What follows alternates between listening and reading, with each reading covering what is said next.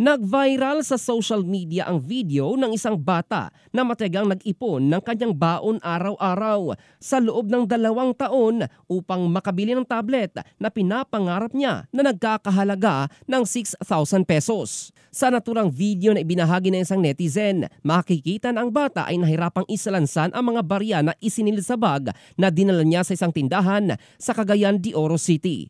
Batay sa post, mula sa kanyang 20 pisong baon kada araw, unti-unti niyang naipon ang halagang mahigit 6,000 pesos at mayroon pa siyang sobrang baryang naiuwi matapos bilhin ang pinapangarap na tablet. Maraming netizen ang humanga at na-inspire sa kanyang tiyaga at determinasyon. Bumilib din ang iba dahil sa kanya mismong pagsisikap na makamit ang isang bagay na madalas ay hindi kayang gawin ng ibang mga bata sa panahon ngayon. Magsilbi umano siyang inspirasyon sa iba na magsumikap at mag-ipon upang makuha ang mga bagay na kanilang pinapangarap. In the heart of changing lives, ito si Jofel Candado ng Brigada News Philippines, the Music and News Authority.